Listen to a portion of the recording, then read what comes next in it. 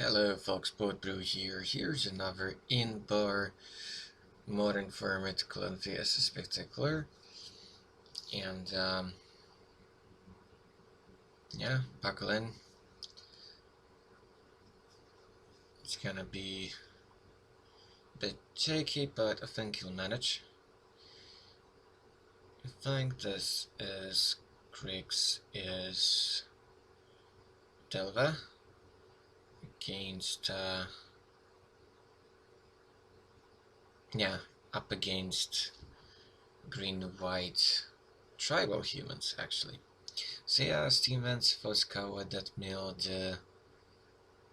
what's terminating a bolt? That's a huge bummer. Okay, Temple got untapped, no one dropped, it seems. It's good for Grixis, which wants as many turns to survive as possible. And yeah, that tribal human stack is something. It's, I think, supposed to trump at least game 1s against FedEx. So detect and probe for life, which is kinda risky.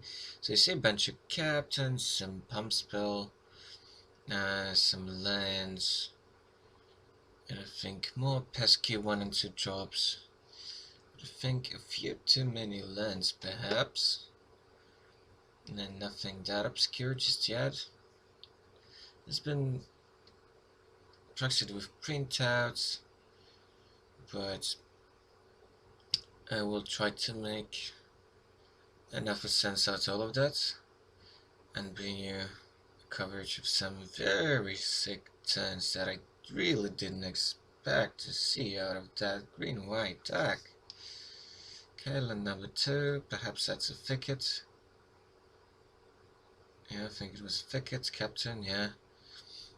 Alright, so here he fetches again, falling down to God knows what. He took 3, then probe for 2, now fetch, so he's at 14, I believe. That grabs the swamp here. Terminate, I suppose. Keep the board clean. Oh, it's counter squall. That can't really do that. Okay, let's terminate, so yeah. It's really annoying counter squall, like, can't really counter creatures, but then it will be a heck of a card, I would say.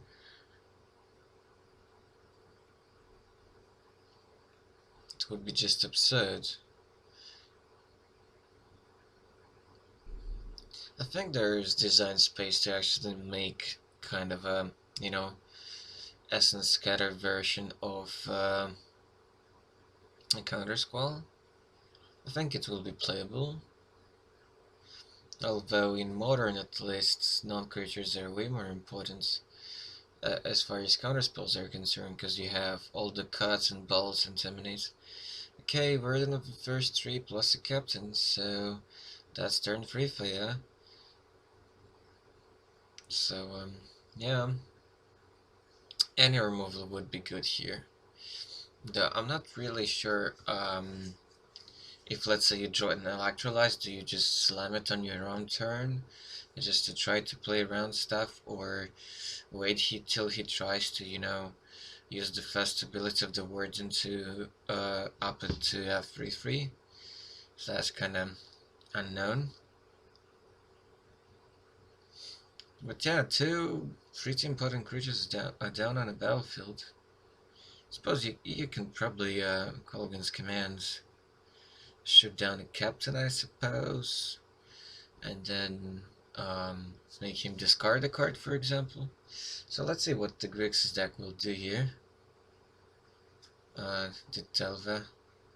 Probably not the Kevin Jones build, something a bit more kind of outdated, let's say. It's really hard for modern decks to be really outdated. It's just about, metagaming and stuff. Because Grixis decks are very, conservative, I would say. Dreadboard to take down the captain, that's alright. And yeah, it's basically a terminated sorcery speed that can also kill a planeswalker, which is relevant. Indeed, but maybe not super much right now, for example, because Nahiri decks kind of lowered down in popularity and um, actuality, let's say. Rancor and the Warden. Um, Not sure yet what was the second spell he played. I think it's the... oh yeah, Beastmaster Ascension. That's the stupid 3-mana enchantment. Whenever a creature attacks, you get a counter. Whenever you have 7, your creatures get +5/+5. And that's pretty silly, indeed. But I think this deck might want like Gather the Townsfolk. That's your raise the alarm type of card. 2 mana, make 2/2 human tokens. Stuff like this. Plus, I think that card actually has the Faithful Hour. That means get 5 tokens if you're at 5 or less life. And because he does play, obviously, Champion of the Parish and Late Tenants and stuff like this, I think it's a card he definitely should play, even, especially since he's going as far as Beastmaster Ascension. But yeah, it's just so many threats all the time, every turn, so you really need to keep up, and because of lands, you take still some damage, and sometimes you take damage and because you can't remove everything all at once. So yeah, it's actually not a very, straightforward matchup. Well, it is straightforward, but not necessarily in the matter of like who is favored. Probe for mana this time, getting a Avacyn Restore creature. Looking at it, and strength in numbers, so I think that's how it's called or something like that. 2 mana pump, +X/+X and trample for amount of attackers. And the other card was a 3 mana 1/1 that can't be blocked with creatures with less power. And then it gets bigger with a counter each time you play a human, I believe, or just a creature. I'm not sure whether it has to be a human or you just need to play a creature. Okay, another Warden. He could make it a 3/3 instead, wants to put more stuff on board. Oh, that was the wrong sequencing. I think I'm gonna correct him soon. I don't remember exactly whether we fixed this. So now he plays it, and I'm explaining to him that, like, dude, why not to, sequence it in the right order? But yeah, casual players do not, let's say, lean towards being very sharp in the games. And this is actually quite important because I believe there should be at least some copies of Electrolyze in the Delver deck. I guess we left it as it is, just to see whether he can get punished. Okay, so there was a passive turn, and there is a Serum Visions to dig for more stuff. And let's see what's gonna happen up next.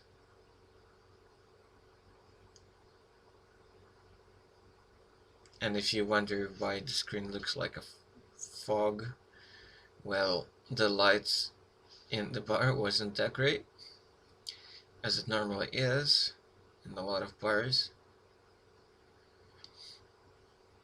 Unless it's something specific or crazy.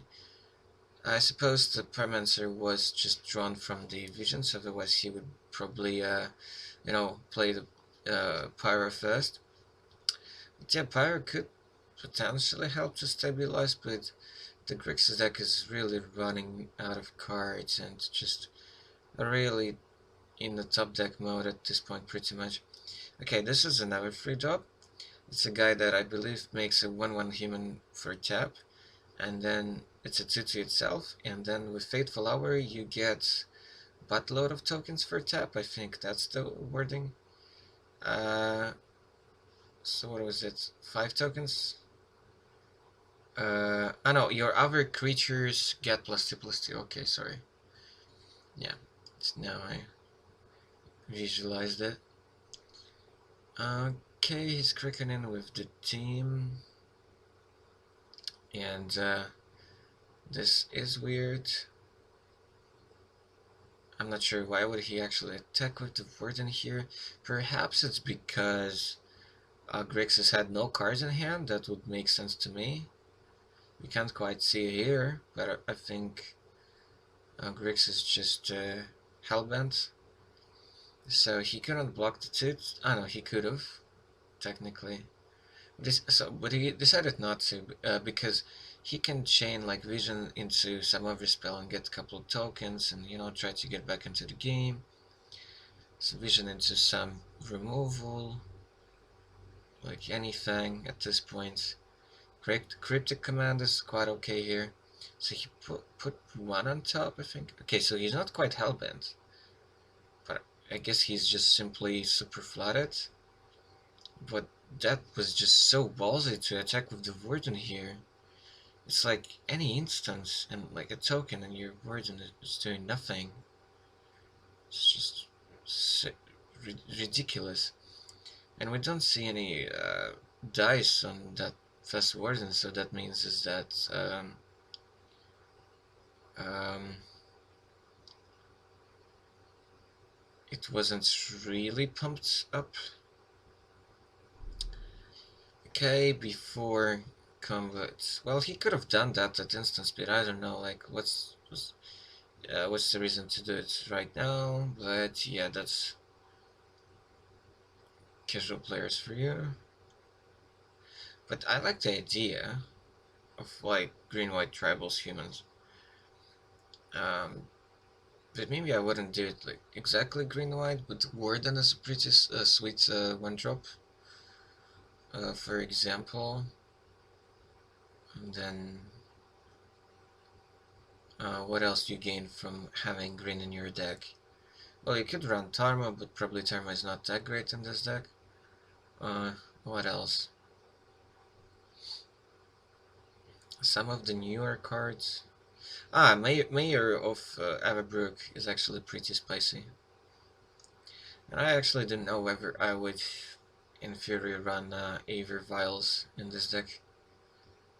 Because the curve is quite alright, but... And then Vial is a death top deck. In the Death and Texas kind of deck, where you have you know, a lot of tricks that you want to do at instant speed, maybe there you want. So if it's the Hate Bears, if it's just this kind of White Winnie-ish style deck, then you probably don't need to.